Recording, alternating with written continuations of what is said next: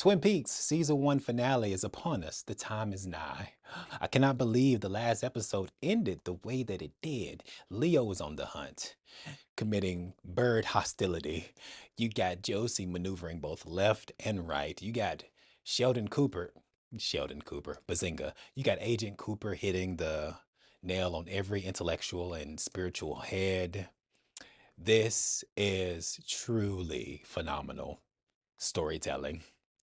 And I knew ever since I began the opening credits of the pilot episode, he starts rhapsodizing, that I was bearing witness to something amazing. And that expectation, that realization is bearing all the fruit. You hear me? So let's see how this chapter concludes of season 1. And thank you to all my patrons. I can't upload, unfortunately. It is truly sinful that I cannot upload the entire thing to YouTube because of, the nuances, the minefield of fair use copyright law. But full episodes are available on my Patreon, Mr. Valentine Reacts. Thank you to all my patrons. Early access, full length movie selections, TV show selections. But let's go ahead. I'm eager to get into the show. Let's do it, bro. Tell me why you sent me to Sparkwood in 21. Oh my god. Oh.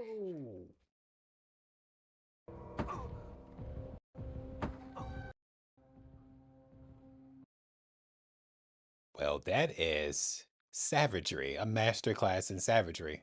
But he's still with us.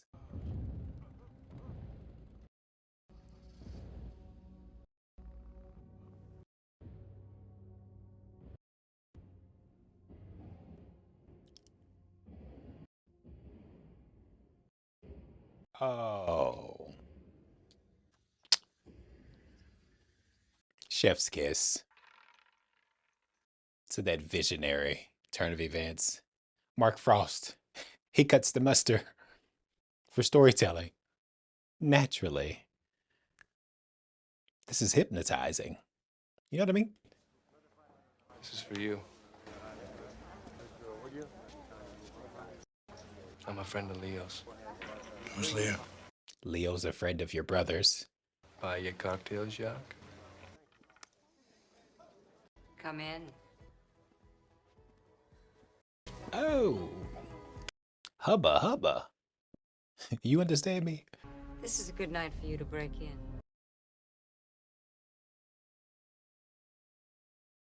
Who's that? No names, child. You don't offer. Don't ask. Yes, ma'am.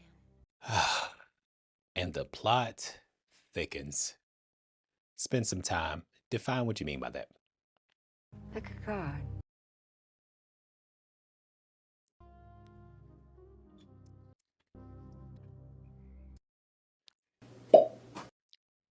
I can't believe Leo never told you about me. Leo played you like a violin. Had you and your brother taking all the risk running the product across the border. Never cut you in on a piece of the action. Take that chip out of your pocket and take a look at it. That chip has a special significance. A very special night you spent up at your cabin. Ah, Here's a clue. memorable night to be sure. Laura. How do you think a low-rent hump like Leo's been financing this little operation? Lauren Hump. Second rate. 2-bit. You never mentioned your name. Of course not. Leo makes the buy with my cash. You and your brother mule it across the border. We're in sync now, Jacques. Can you feel it? Can you? In sync like Justin Timberlake. Because I've got a job for you across the border tonight. No Leo. Just 10 grand. You know, Leo told me all about that night at the cabin with the girls. I'm curious about the chip. How'd that happen? Oh, too soon. Gone but not forgotten.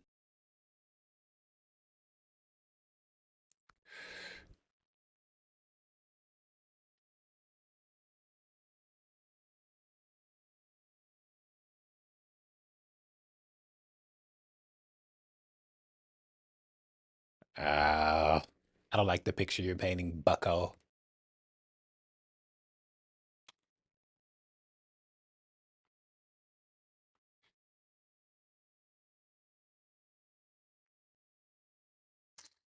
Oh. Ah, that's repugnant with a capital R. Pitch perfect decision. to show his mouth because the words that were coming out of it, utmost importance. Oh, this visual language is unnerving me right now. Oh, this is redolent of Psycho, Hitchcock's Psycho. Oh, no. We do this, Shelley. You made me! And all the times to wash your hair, I understand self-care, but the situation's getting hairy.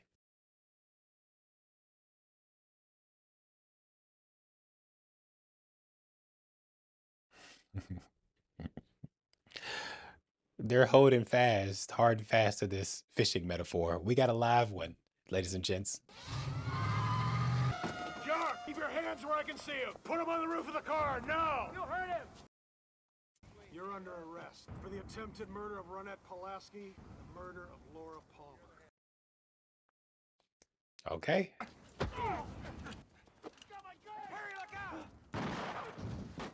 Oh, Andy. You okay, Harry? Yeah. Oh, Andy, calm, cool, and collected. Talk about redeeming arc, a trajectory of redemption. Didn't even break a sweat. He's like Michael Corleone outside of the hospital in The Godfather. Unflappable, Andy. All right. Lucy has changed him for the better. Never been more sure of anything in my life. Hey, what's up, Doc?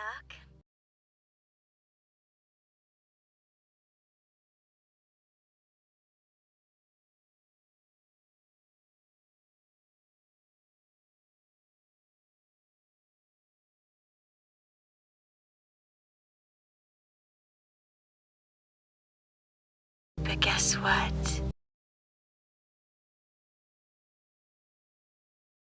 Oh, she is a wild card, a loose cannon. I'm sorry you had to hear that. I'm okay. Jacoby didn't kill her. Trying to help her. Then how'd he get the necklace? Ah, the most pressing question indeed. But is Dr. Jacoby still breathing? Because whoever that was did quite the number on him. Seemed like he had the silhouette of Leo, but I'm gonna reserve judgment or hypotheses. Oh, man, dude.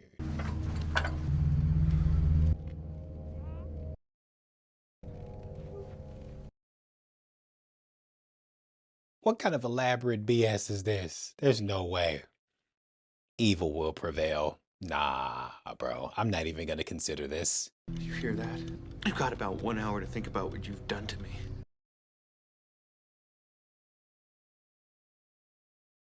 Broke my heart! I do love the detail that Leo was crying. As horrible as a character he is, the fact that they made that decision is eye-opening. But someone, please call his number. I better not see Leo succeed because I'm writing someone a strongly worded letter.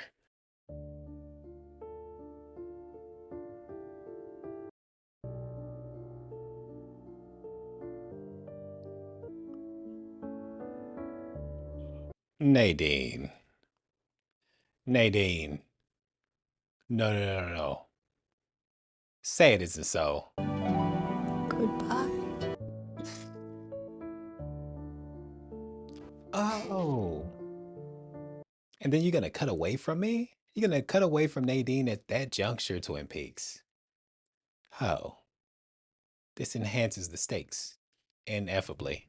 Sitting in that concrete box all that time, 90 grand seemed like all the money in creation. Seems kind of light. We had an agreement. We're all born into life, and we have a certain number of years to move, breathe, and have our being. I'm with you so far, but tread lightly. And maybe somebody somewhere knows how much time we have. When a man gives up a certain portion of his life, 18 months for instance, how does he place a value on that time? 18 months, 90,000, 5,000 a month? Well, that's not bad if you're going to live another 40 or 50 years. But what if you only got another 20 or 10? Or some unforeseen event kills you tomorrow? As in the case of the boating accident that killed your late husband, Andrew? You just got out of prison, where you went in for vehicular manslaughter as part of an agreement to avoid being implicated in the commission of a much greater crime. Holy Toledo. In fact, you were responsible. But now there's this threat. This fact could be discovered. 10 or 15, 20 more years of your life could be cut right out from underneath you. Nah, this is a master stroke. What does that do to the market value? Got you by the balls, Josie. As it were. Yo, all roads lead to Josie. That's stupefying.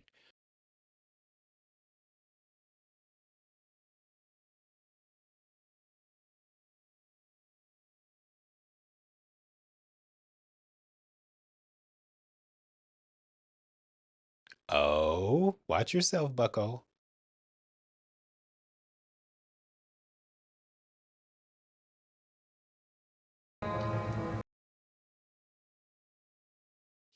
Yo. He has made a blood oath compulsory. Partner. The metaphor wouldn't do. The word would not suffice. Oh, well, Josie, all right. I think she's bitten off more than she could chew. Oh, she rubbed it on her lip? Oh, golly, dude. What is this episode doing to me? This is knocking me right out of my socks. I am currently sockless at this juncture with the proceedings. Catherine? The account ledger. I didn't take it. Tell me the truth. You're not helping her to pull something here. Who? Josie. Oh, no. Josie is the glue to the situation. Everything hinges on Josie. Forget everything that we've ever said or done to hurt each other. Just like that. Temporary. Not exactly the easiest of tasks. I know our marriage is a living train wreck. There used to be something carrying between us. The fella who caught my eye. The lumberjack who could scamper up a tree like a cat. The boss's sister from that big house on the hill. Oh, A summer's indiscretion. And here we are. the assignations. Oh, for nostalgia's sake. I know our marriage is a sham now, but if you ever loved me,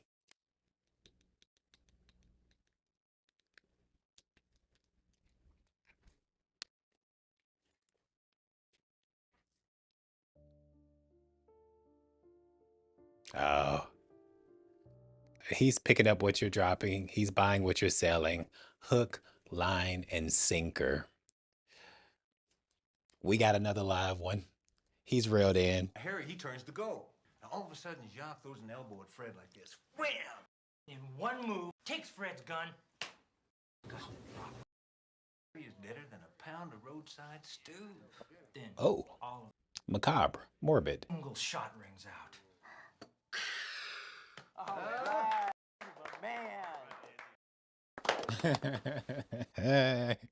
Andy with the bravado, the machismo.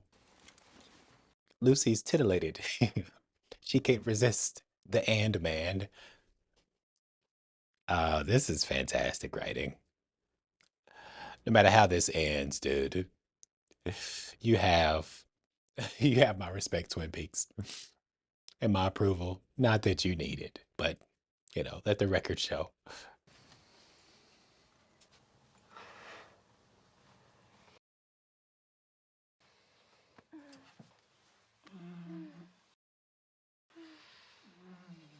A cacophony of moans. Oh, Andy, Hunky. I'm pregnant.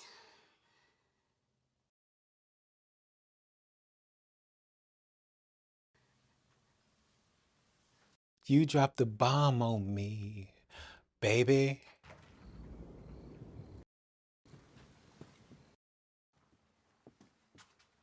Fresh coffee. Stay caffeinated, you douchebags. Oh, she's one with child. Andy's to boot. So the scene with the doctor, the conversation, her ill feel, it all coalesces into meaning and significance. I love it. Did you take Laura and Ronette up to your cabin that night?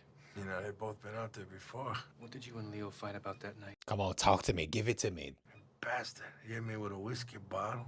I'm bleeding like a stuck pig, and he's laughing. Yeah, I mean, you are a pig, so oink oink, my guy. I like this framing right here. There's so much intentionality in it. You can taste the flavor of the cinematography. No. So, It's quite savory. Doc, how's Jacoby? He's out of the woods. He was on his way to see her when he was jumped. That brought on the heart attack. But he says he saw Laura Palmer standing by the gazebo in Easter Park. Or the spitting image, a doppelganger for one Laura Palmer. Dr. Jacoby's still with us. He's been exonerated of all homicidal charges. Leo, is it unrequited love? Or is there another thread yet to be pulled? My interest is aroused. It's at the mill. What is? What you're looking for? Drying shed 3 near the north gate. Oh, the hanky panky. And the dominoes are falling. Nadine? Honey? Nadine. Need an ambulance. My wife is just taking some pills.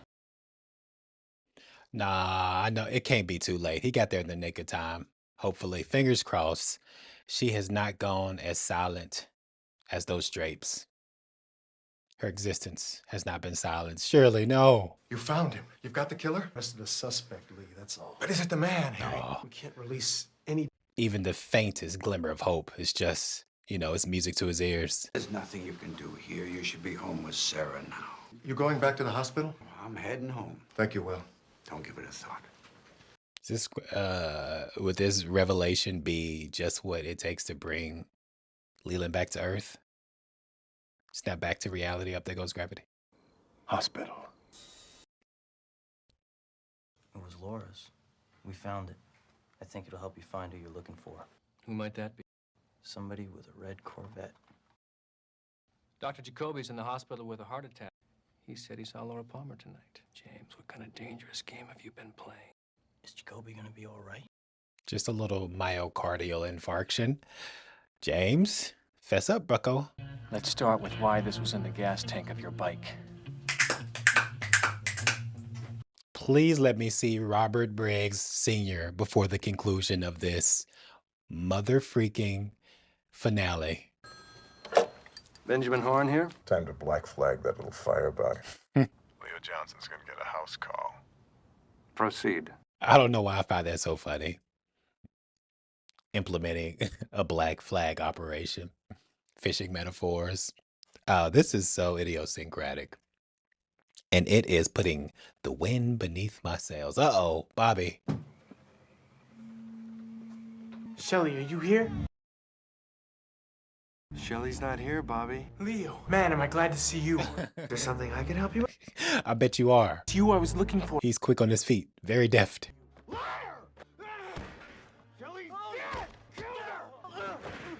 Leo went full Jack Torrance real quick.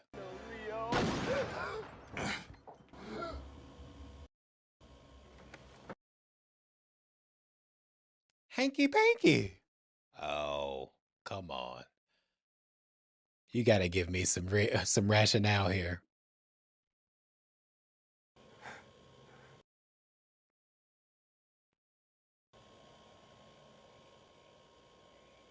Oh, I am mesmerized. Invitation to love this television show accepted. RSVP. I have responded. S'il vous plaît.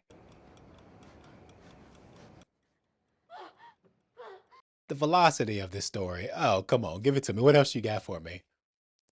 I'm invested. Can't understand a word you're saying. You have a thing in your mouth.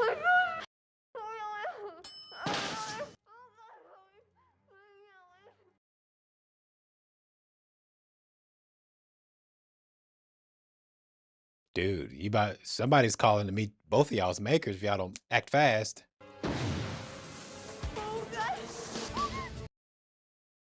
How are you this so composed here, Catherine, amidst chaos and dire circumstances.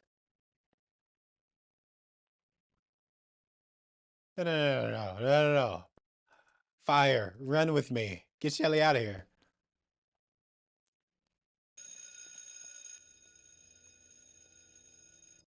Was that Leland's silhouette?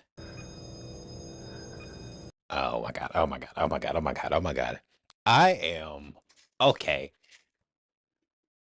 I am ravished with my with curiosity. Oh. This is the worst iteration of pillow talk.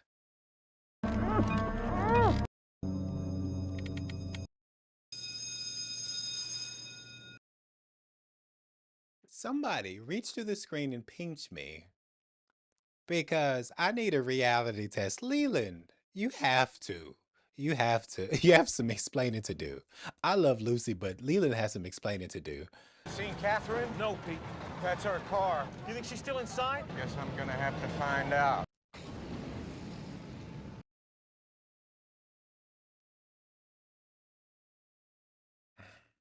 Oh, that is affecting. There's love in the percolator. This is outrageously entertaining me. I feel invested in all of these character stakes and outcomes, and the results of this, the conclusion of this. Let's go. And they signed the Ghostwood project after all. In a red room. Congratulations, boss. Blackie, old pal, this calls for a celebration. No. Let's have a look at the new girl. Zoe Deschanel, I am dumbfounded. The way this television show is operating, it's firing on all cylinders.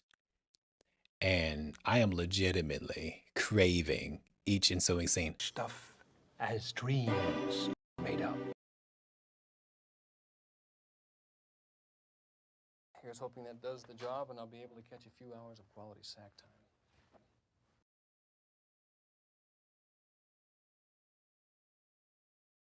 You got that right. Round the clock amenities. My special agent. Oh. Answer the phone. Destiny is calling. Cooper here. Could this wait till tomorrow morning? Could you please excuse me? I've got room service. 24-hour to boot. Leo Johnson, he's been shot.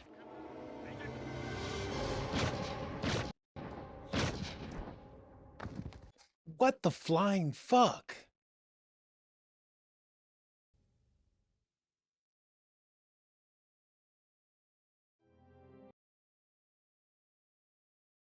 Two consecutive episodes,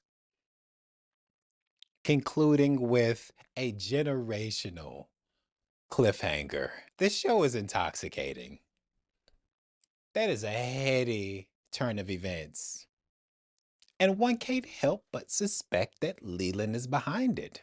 Did he teleport from the hospital where he unceremoniously ended Jacques Renault's life? Because Leland has been implicated with how sad and in dire straits and, crestfallen he has been every time we have seen him. For him to show up like this and commit these behaviors, that compounds, that complicates the story oh so much. What with if we couple that with the information we now know of Loris Kink to be on the brink of, for lack of a better word, extermination, and that gets her going, the nympho she is. And so Leo has been Leo has gone the way of the dodo. His final moments, seeing his life being played out on the soap opera, on the television, the story within the story, Invitation to Love, him in being invited to love the afterlife. This show, yeah, that was a season finale worth the title, an appropriate end. And it's infuriating all the same. I both love it and hate it that it ended with a to be continued with Agent Cooper getting a couple of slugs. I know, I don't know ammunition, but allow me the expression slugs to the midsection, close to his root chakra, because I am shocked. I am shocked at the proceedings. Pete rushing in to save his wife, who probably made it out. And I love that cut of she getting there just in the nick of time, said, "Hey, I'm thinking so calmly and laid back and like embodying resolve and being undaunted in this environment." And then it cut from that to Leland breaking that fire extinguisher, pulling the fire alarm at the hospital. That is spectacular. That is splendid.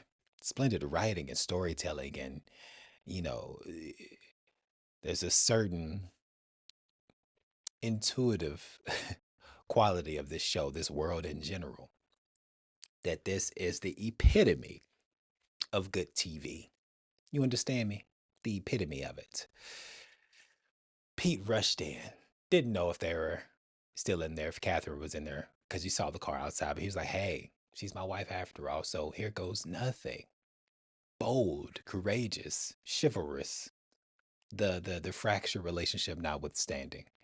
You got Ben Horn, Audrey being tied up in such a fashion, and seeing the owner operator, Ben Horn, coming in. He likes to meet all the new girls. Oh, you don't say.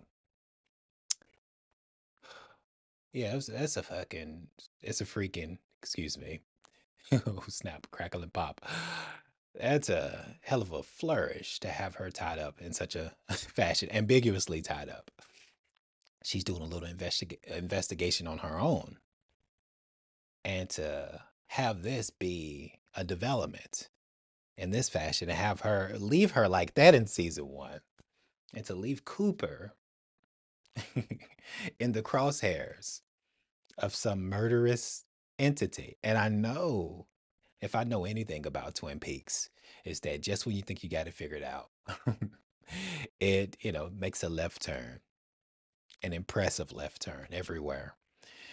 And this is so intoxicating, so stimulating, so boldly brilliant. Lucy is one with child. Every answer this television show gives us, it it introduces a few more questions that I am, hold on, wait a minute. Y'all gotta be kidding me. Look me straight in my eyes if y'all are serious right now, Twin Peaks. Like, I know I've seen the posters, I've seen the images of Cooper being alive. So, I imagine when this first hit the airwaves in, what was it, 1989, 1990, that even the contemplating the prospect, the potential of Cooper being dead. So unless the ensuing movies are in flashback, then, it's relatively implausible to think that Cooper's no longer with us. The formidable, intelligent, hilarious character that he is, and what Cal McLaughlin has done with that character. Man, so much, so much to analyze, so many threads that are being laid out before us cognitively, emotionally. Andy having some redemption. Josie being literally everywhere, leaving an imprint in everyone's lives. Dr. Jacoby, he has his flaws, to be sure. You hear me? He has his flaws, but he seems to have been a positive agent, if you will, in her life. Not a murderous one. Leo's gone. Hank came in at the 11th hour to save James, young Briggs Jr., from mortal danger. Like, I had hoped to see Major Briggs here, but I know he's going to be a prominent figure in episodes to come. He has to be. But the fact that this was a maelstrom of events, like legitimately layer upon layer upon layer, that was so rich, so decadent. This storytelling is decadent because the vast spectrum of characters that we meet, many gradients in between, leaves me as an audience member fulfilled at every turn, every fold, every permutation of a plot or expectation. The gap, I know I say this a lot, but the gap between expectation and reality in this show is an abyss. And it's a wonderful world. Indeed, it's a wonderful, captivating, mesmerizing, hypnotic world of themes, motifs, references, tropes, movie and television tropes, that it's both giving us the goods, the traditional aspect, and it's subverting it, turning it on its head. Like the omniscient characters, the all-powerful characters who, you know, seem to escape trouble at every turn. The love triangles, the love rhombuses, the octagons of love being played on, the soap opera elements, the melodrama, the exaggerated emotion, the sound design. The sound design is truly singular here, and no other medium than movie and TV. The combination of music and dialogue and visual language, that is such a thrill when done right, when heightening on every level the televisual, the storytelling experience for the audience, and then just gets my gears going. It makes me want to open up my Final Draft app and get the writing. What Mark Frost pulled off here. He wrote and directed it. What is he, an auteur? An auteur? And I'm not even gonna, because I know the internet can be a slippery slope of spoilers.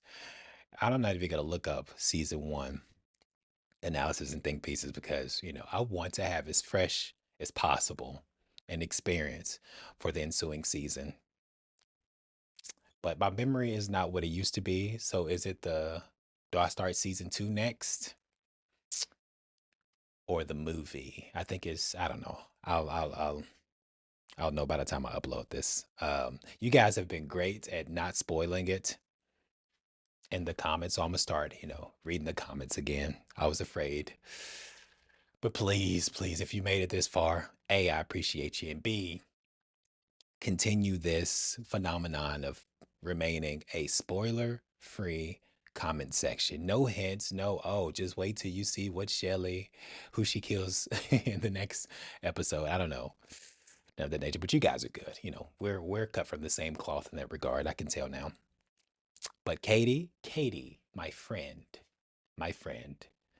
I cannot thank you enough for getting me going in this universe, in this world, getting me started, being the impetus, the catalyst for my experiencing David Lynch's and Mark Frost wonderful, excellent, exquisite, mouth-watering creation. I'm appalled at the nature of this show. I'm appalled. So quirky, so eccentric, so idiosyncratic. And as close as you get to perfection, this has me truly reeling. I am feeling disoriented at the conclusion. And that the show's good enough to end the season like that. It's good enough. I wonder how much time elapsed in real time when this first hit the airwaves in the 90s. Like, how long did you all have to wait? Because me, it's only going to be like two weeks or so before I can start the next phase in this process. So imagine having to wait like me with Severance a year, 2 years in between productions and episode releases. So you still got Hank. James may have been saved from Leo, but you still got Hank to contend with. Audrey is in the grasp of Ben Horn right now, who is drunk on the freshly signed ink of the Ghostwood development project. Agent Cooper is in dire straits. Leland, oh man, okay, you guys get it. No need to synopsize what we all just bore witness to. But suffice it to say, I am I am radiating pleasure. Every fiber of my being is pleased by what I just witnessed in the season one finale. And this season, the nooks, the crannies, the turns, the subversion, the curveballs, the surprises, the the vivid characterization from your Lucys to your Leos to your Audreys of this world. Agent Cooper giving us the goods, the genre goods, and creating something so visionary, something that feels like familiar now. Like when I open up the episode to watch it and I hear that theme song, I feel an intimate connection to it. You know, in this world, this intimate, imaginary, fictitious world of Twin Peaks that has such real world applications as it pertains to one's attitude, personality, philosophy towards life, the lenses through which you view the world, the affirmation rather, the life affirming quality to the writing, and how you can apply it to your life, the humanism, the distasteful aspects of humanity, the fact that it's tapping into the some neuroscience, philosophy. There's a Freudian interpretation, Carl Jung. There's so much there, man. So many ways you can analyze this world and come away with it with things that you can take with you on this lifelong quest. The different people you can encounter. You can see yourself in all characters really, because that's the crux of life, making the right, as it were, right decision. But also in that same breath, realizing that somebody's right is always somebody else's wrong. This is a terrible, terrible dilemma we have to face every day. And Twin Peaks is giving us so much, dude. Giving us so much. I'm gonna sing this show, shout it from the rooftops. Everyone needs to know about it because David Lynch has his following. I'm sure Mark Frost does, but the what Mulholland Drive, Blue Velvet did to me cannot be expressed into words. In a similar fashion, Twin Peaks. And I know I'm going on and on, but there's so much to say. There's so much to say about this episode and this season as we sit here having drunk the finale in together. Thank you for taking this ride with me. I feel honored to get to do this every day and to record it, document my experience, especially when I come across a gem like this, Halpert. When I get to really commit to a SD card and a hard drive, my experience of being transformed by a piece of art, because this is art proper. This isn't escapism. This is, getting you to truly think about your life, your connection to other people, connection to yourself, your identity. Yeah. What you should aim for in life. Okay, I could keep going, but I'm gonna go ahead and cut it short because I'm excited to edit this and share this with you all. So thank you all on YouTube, whether you're watching this on YouTube or Patreon. Appreciate you. All my patrons, you guys allow me to do this every day. Can't do this without you. Katie on the Patreon, we got this ball rolling, this Twin Peaks ball rolling. And if you want the full episodes, it's on Patreon. Mr. Valentine Reacts. Thank you to my 10,000 YouTube subscribers, every last one of you. You all are equally important. You hear me, Governor? I don't know why I just went to an English accent, but yeah, that was season one. Season one, we did it. It's an accomplishment with a capital A. I feel accomplished. I feel transfigured, by this episode and this TV show. So, yeah, more coming. I will be reacting to every episode and movie Firewalk with me.